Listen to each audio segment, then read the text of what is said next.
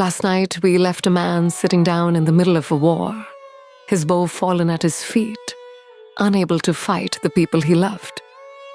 Tonight, he is still there, and the silence is about to be broken. This is the second chapter of the Bhagavad Gita, and it is where the teaching finally begins. Almost everything the book is loved for is folded into these verses. The soul that is never born and never dies. The calm that does not depend on winning. The idea that you can act with your whole strength and still let go of how it turns out. There is nothing to study and nothing to hold on to. Let the words move past you slowly, a few verses at a time, with a little explanation after each, and let the dark do the rest. A word to set the scene again, gently, in case the day has scattered you. Two armies stand ready on the field of Kurukshetra, close enough to see one another's faces, and they are one divided family. The warrior, Arjuna, has asked to be driven into the open ground between them, and there, seeing his teachers and cousins and elders waiting to be killed, his courage has left him. He has sunk down in his chariot. Beside him, holding the reins, is Krishna, his friend and charioteer, who is also, though Arjuna only half understands it yet, something far greater. The chapter opens with the narrator telling the blind old king what he sees far away on the field. To Arjuna, overcome with pity, his eyes blurred and brimming with tears, Krishna began to speak. And the first thing Krishna says is not soft. We might expect comfort, a hand laid on the shoulder, and instead the teaching opens with a kind of bracing challenge. Where has this faintness come from, he asks, at a moment like this weakness that is unworthy of you, that leads nowhere good and earns no honor.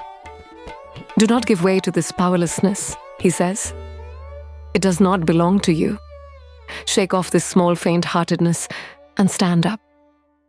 It can sound harsh, almost cold, until you notice what it quietly assumes about the man it is spoken to. Krishna speaks instead to a great soul who has briefly forgotten his own size. And the sharpness is the sharpness of someone who respects you far too much to let you fall apart.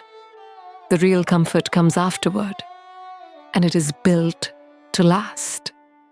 Arjuna answers, and his answer is honest in a way that is easy to love. How he says, "Can I send arrows in battle against Bhishma and Drona, the grandfather who raised me, and the teacher who first set a bow in my hands, men who deserve my worship and not my weapons? It would be better," he says, "to live in this world as a beggar, eating the plainest handed food, than to win a kingdom by killing these honored elders.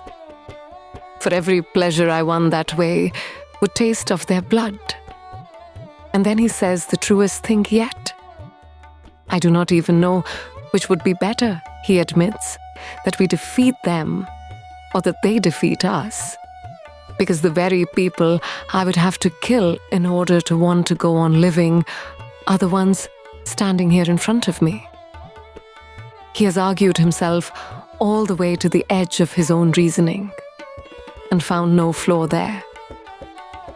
Then comes the turn that changes everything, the moment the chapter has been waiting for. "My very nature is overcome," Arjuna says, "weakened by a pity that feels like a flaw in me. And my mind is bewildered about what is right, and so I am asking you plainly to tell me what is best for certain. I am your pupil now. I have come to you for refuge. Teach me." He stops defending his position. He stops piling up reasons.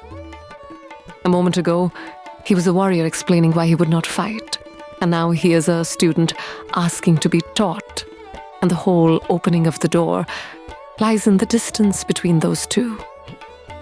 He even names why he asks. I can see nothing, he says, that would drive off this grief, drying up my senses, not if I were handed unrivaled rule over the whole earth, not even lordship over the gods themselves. The narrator picks the story back up. Having spoken in this way, he tells the blind king, Arjuna said to Krishna, I will not fight, and then he fell silent. Picture it for a moment, because it is a quiet and deeply human scene. The greatest archer of his age has said the 3 words, I will not fight. And then he has no more words and sits there between the 2 waiting armies with nothing left to say. And to him, sunk in despair in the open space between the 2 hosts, Krishna, the text says, as if gently smiling, began to speak.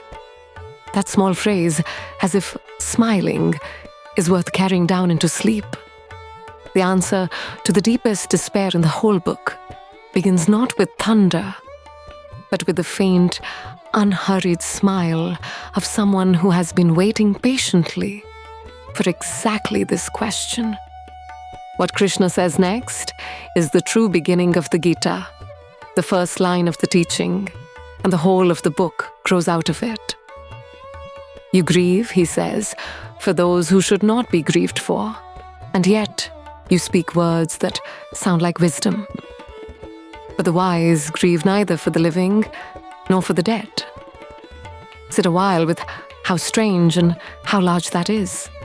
He does not tell Arjuna that the war is good, or that the family will somehow be spared, or that the grief is foolish on its own terms.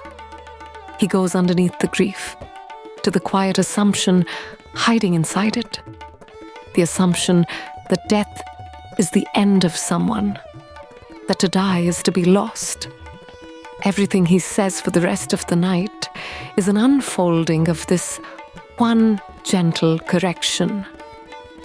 You are weeping, he tells his friend, over something you have misunderstood at the very root. He begins with the self that does not end. There was never a time, he says, when I did not exist, nor you, nor any of these kings gathered here, and there will never come a time when any of us ceases to be. Notice that he places himself and Arjuna, and even the doomed warriors on both sides, inside the same deathless continuity. Whatever is most deeply you, he's saying, did not begin on the day you were born and will not stop on the day you die. The body sitting in the chariot has a beginning and an end. The one looking out through its eyes does not. He does not offer this as a thing to believe on his word alone. He offers it as something Arjuna already half knows and has only forgotten under the weight of the day. The way a person can forget, in grief, nearly everything they are usually sure of. Then he gives the image that makes it plain, an image so gentle it could belong to any life at all. Just as the one who dwells in this body passes through childhood, and then youth, and then old age, he says, so at death, that same one passes on into another body. The steady person is not bewildered by this. Think of how little we mourn the child we each used to be. The body of the 5-year-old is entirely gone, every particle of it long since replaced. And the person who was that child does not grieve its passing. They went on, the same self quietly wearing a changed body. Krishna is asking Arjuna to see death as one more step in a series he has already been taking his whole life without any fear. The steady handing on of the self from one form into the next. Before he says more about the self, Krishna turns for a moment to the body's world and how to bear it. The meetings of the senses with their objects, he says, the cold and the heat, the pleasure and the pain, these come and they go, never staying. And because they do not last, The thing to learn is to endure them. The wise one, he says, the person whom these no longer toss about, who stays the same in pain and in pleasure, that one is fit for what does not die. And this small teaching, tucked in between the great ones, is a deeply practical one. He is not promising Arjuna a life with no cold and no heat and no sorrow in it. He is pointing to the steadiness underneath them, the part of you that can watch pleasure arrive and then leave, and pain arrive and then leave, like weather moving over a field and stay itself the field. Now he draws the line between what passes and what stays, as cleanly as the book ever draws it. Of what is unreal, he says, there is never any being, and of what is real, there is never any ceasing to be. Those who have seen the truth have seen the boundary that runs between these two. That which spreads through all of this, he says, know it to be indestructible. For no one, anywhere, has the power to destroy the imperishable. The bodies that this everlasting dweller wears are the things that come to an end. The dweller itself has no end, cannot be measured, cannot be undone. And so, he says, the very fighting that frightens you so deeply cannot touch the thing you are most afraid of losing. Whatever happens here on this field, the real person in every warrior on it goes on untouched. The way the open sky is not cut by the sword swung through it. He presses the point until it can no longer be misread. Anyone who thinks this self can kill, he says, and anyone who thinks it can be killed, neither of them understands. It does not kill, and it cannot be killed. It is never born, and it never dies. It did not come into being, and it will not stop being. Unborn, everlasting, ancient, it is not slain when the body is slain. And then he gives the most famous picture of all, the one people carry out of this chapter for the rest of their lives. Just as a person lays aside worn-out clothes, he says, and takes up others that are new, so the one who dwells within the body lays aside worn-out bodies and steps into new ones. Death, held in that image, is no more the end of you than the evening you finally set down a coat you had worn until it was thin. He gathers it into a kind of slow chant of all things that cannot harm it. Weapons do not cut it, he says. Fire does not burn it. Water does not wet it. Wind does not dry it. It cannot be pierced or scorched or soaked or withered. It is constant, present everywhere, steady, unmoving, the same from everlasting to everlasting. It is called unmanifest, beyond the reach of thought, beyond all change. And so, Krishna says, knowing it to be just this way, you have no good reason left to grieve. Let those 4 denials settle down over you as you lie there, slow and even, like 4 long breaths. Not cut, not burned, not drowned, not dried, one element at a time. He names every way the world knows how to destroy a thing and sets the innermost person quietly outside the reach of every single one of them. Then Krishna does something generous and a little clever. He says, in effect, suppose you do not believe me.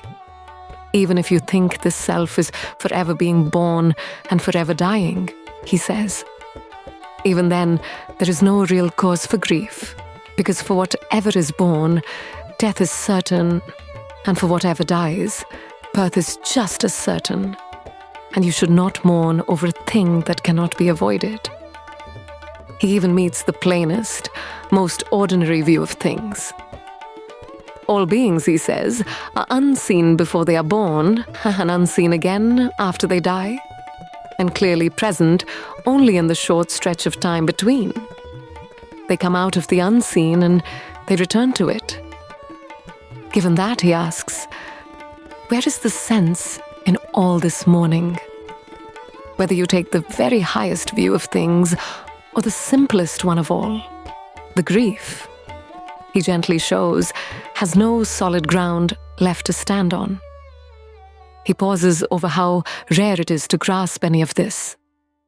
One person looks upon the self as a wonder, he says, and another speaks of it as a wonder, and another hears it spoken of as a wonder.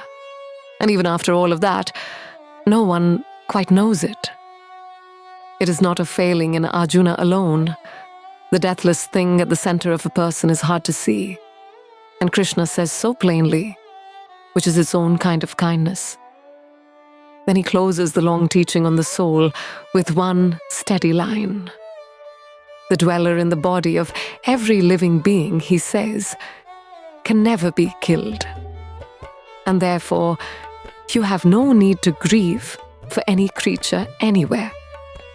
Not for the grandfather, not for the teacher, not for the cousins across the field, not even for yourself. The one thing that matters in each of them is safe, and was always going to be safe. Having spoken to the deathless soul, Krishna now turns to the living man with a hard duty in front of him, and the teaching comes down to earth. Look to your own duty, he says, and do not waver. For to a warrior, there is nothing higher than a battle fought for what is right.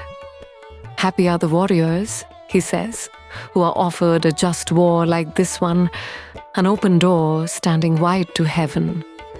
He is speaking to Arjuna from inside the world Arjuna lives in, the world of an ancient warrior whose whole purpose is to guard what is right with his strength. And if you will not fight this rightful battle, he says, then you will have thrown away your own duty and your honor, and you will draw a kind of harm onto yourself. The point underneath the old warrior's language is one any life can hear. There are duties it costs the soul far more to abandon than to bear. He shows Arjuna the other road, the one that runs away from the field, and where that road leads. People will tell the story of your disgrace for a very long time, he says. And for a man who has been honored, disgrace is a heavier thing than dying. The great warriors who respected you will believe you slipped away from the battle out of fear.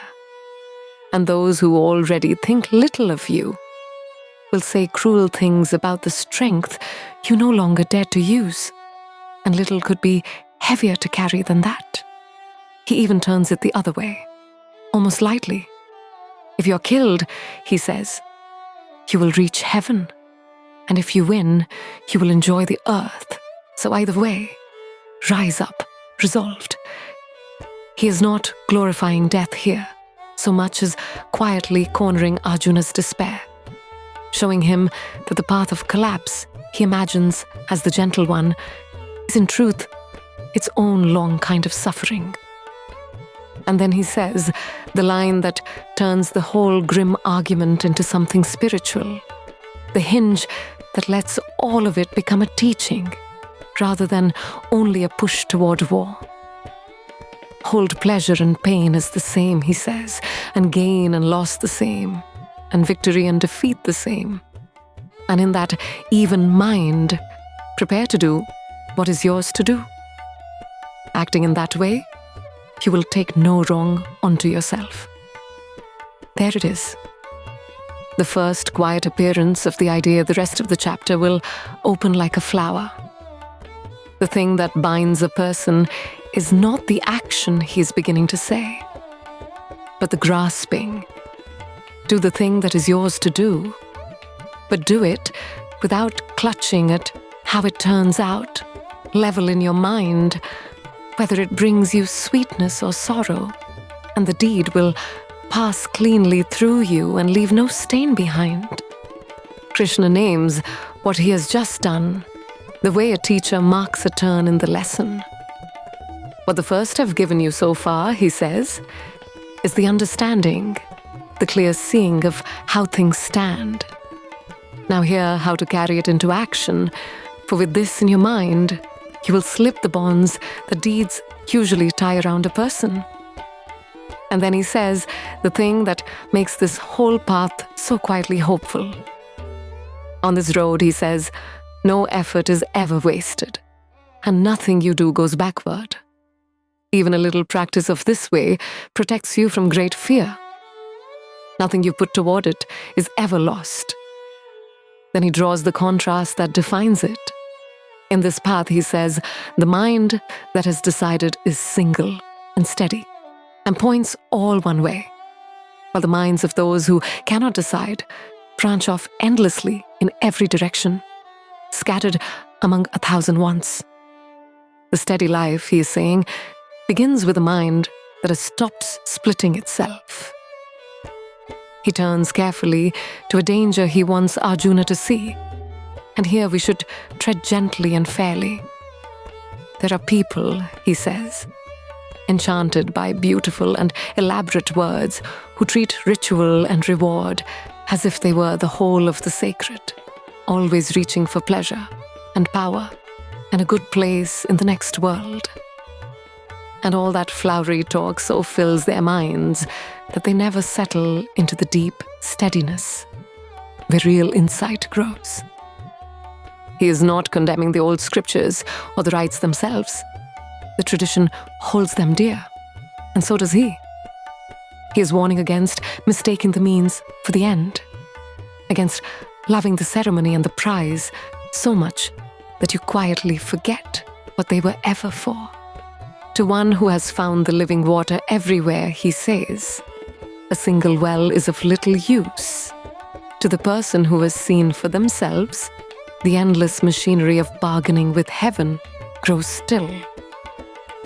And now comes the verse, the one sentence that more people carry in their hearts than any other line in the Gita.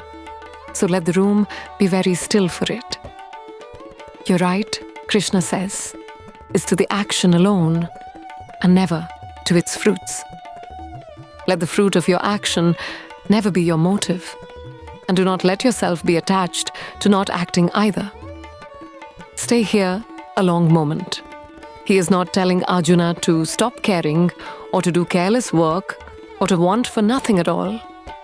He is making a clean and surprising cut between two things we almost always glue together: the doing, which is ours, and the outcome, which never quite is. Give yourself completely to what is yours to do, he says, and loosen your grip on what you cannot finally control.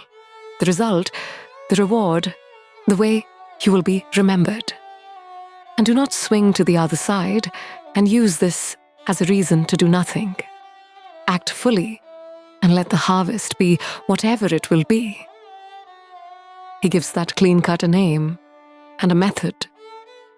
Steady yourself in this even-minded way, he says, and then do your work, letting go of the clinging, the same in success and in failure.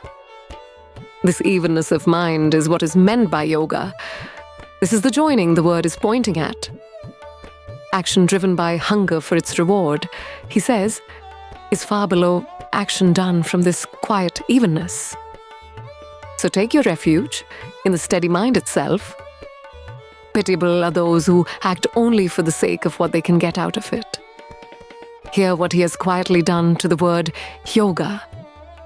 Before it ever means a posture, or a way of breathing, or a withdrawal to a cave, it means this: a mind so level that it can pour itself wholly into a task and stay unshaken, whether the task blooms or fails. The refuge he is offering is not a place you travel to, but a way of holding your own mind that you can carry into the middle of a battlefield. He follows it through to its end. One who lives joined to this even mind, he says, lets go, even here in this life, of both good deeds and bad, of the whole anxious ledger of reward and blame. So yoke yourself to this way, For this skill, in the very midst of action, is itself the yoga. The wise, he says, who give up the fruit their deeds would earn, are set free from the chains of being born again and again, and reach the place where there is no more pain. And he tells Arjuna how he will know the change has taken hold. When your understanding has crossed all the way through the tangled thicket of confusion, he says, then you will grow calm and indifferent toward all the conflicting things you have heard and all the things you have yet to hear.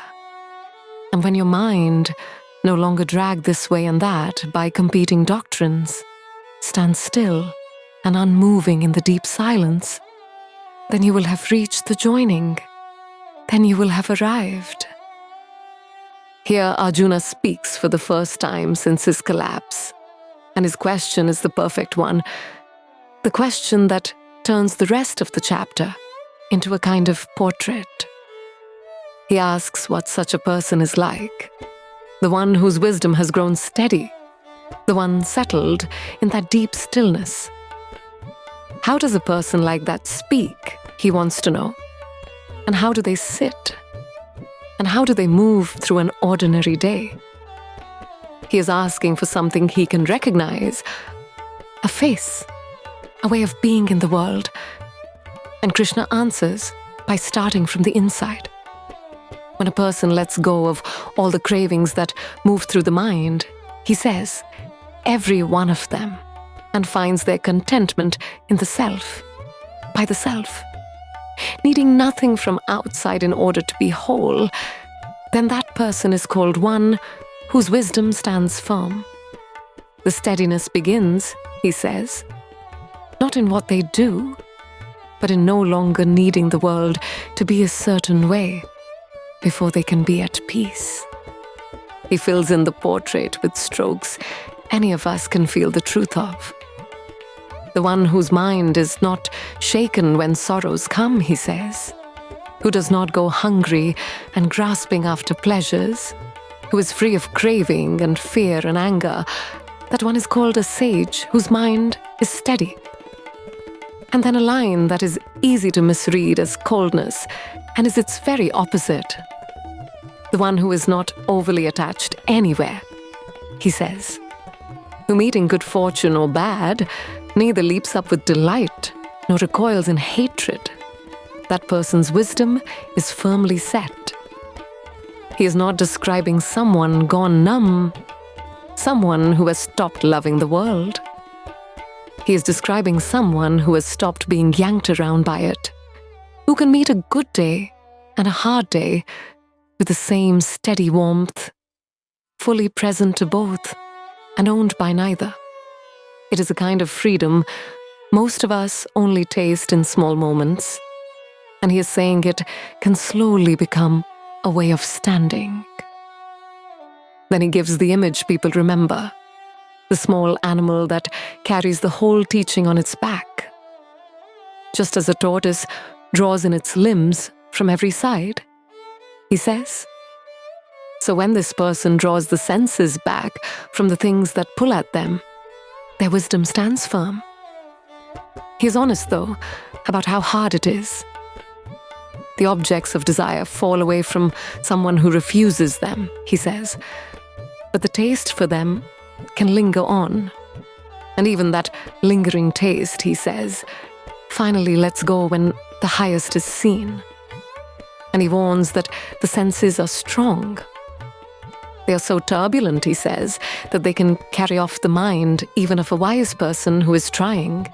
And so the way is to gather them gently and again, and to rest the mind on the highest thing. For the one whose senses are held in that quiet control, he says, the wisdom is steady, and it stays. Now Krishna traces, step by careful step, how a person comes apart.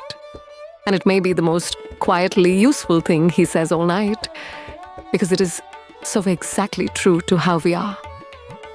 When a person keeps dwelling on the objects of the senses, he says, turning them over and over in the mind, An attachment to them takes root. Out of that attachment, desire is born. And out of desire, when it is blocked, comes anger. From anger, he says, comes a kind of confusion. Out of that confusion, the memory wanders and fails. From the failure of memory, the clear reason is lost. And once reason is lost, the person himself is lost. Listen to how gentle the first step is, and how far it finally leads. It does not begin with a crime. It begins with letting the mind circle a thing it wants, again and again, until the circling has quietly become a chain. Ruin has a quiet beginning. He is showing us. And so does freedom. Then he shows the road that runs the other way, upward instead of down. The person who moves among the very same things of the world, he says, but with the senses freed from craving and aversion, held in a steady self, comes into a deep calm. And in that calm, he says, all sorrows fall away. For once the mind has grown serene, the steadiness of wisdom soon settles in and stays. He puts the opposite just as plainly, almost like a chain of small locked doors. For the person without that steadiness, he says, there is no clear wisdom. And without wisdom, no deep stillness. And without stillness, where would peace even come from? And for the one with no peace, where is any happiness to be found? He is not scolding here, but drawing a map. Peace is not the reward you get for being happy. It is the ground that lies beneath happiness, and that ground is laid patiently by a mind learning how to be still. He gives one more image of how easily it all slips, and it is drawn from his own world of wind and water. Just as a strong wind can take hold of a boat upon the water and carry it right off its course, he says, so even one of the senses, if the wandering mind goes chasing after it, can carry away a person's good judgment. It only takes one. Not all of them in open revolt, just one followed a little too far, with the mind trailing along behind it. And so he closes the thought by turning it gently around into its calm reverse. The one, he says, whose senses are each drawn back, fully, from the things that would pull them outward, that one is settled, and their wisdom stands firm. The work is not to destroy the senses, or to flee the world that calls to them. It is to keep drawing the mind back from its chasing, as many times as that takes, until staying has become more natural than straying. As the teaching nears its close, Krishna says something beautiful and strange, a line that turns the ordinary world quietly inside out. What is night for all other beings, he says, is the waking time of the one who has learned this discipline. And what all the others are wide awake to and busy with, that is night to the sage who sees. The things the world stays up late chasing, he is saying, the gaining and the winning and the endless wanting, are precisely what the steady person has fallen quietly asleep to, while awake instead to something the busy world never even notices. Then comes the image that gathers all of it together, as the rivers go pouring into the sea, he says, and the sea stays full and steady and is never made to overflow. So the one into whom all desires flow and who stays unmoved comes into peace, and not the one who runs about after his desires. And the chapter ends on the word it has been walking toward all along. The one who lets go of every longing and moves through the world without the grasping eye and the clutching mind, Krishna says, that one comes to rest. This is the state of being settled in the deathless ground, and reaching it, a person is no longer deluded, and even coming to it at the very last hour, one passes into the great peace. That is where we will stop for tonight. In this one chapter, he has quietly laid down every seed the rest of the book will grow. The self that no weapon can touch, the action offered without grasping at its fruit, and the mind that takes in all the rivers of the world and stays as steady as the sea. There is nothing here you need to hold on to or carry into tomorrow. When we return, Krishna begins to speak of action itself, the path of doing your work in the world without being bound by it. For now, there is only the dark and the lowered bow and the long quiet. Rest. The song will keep.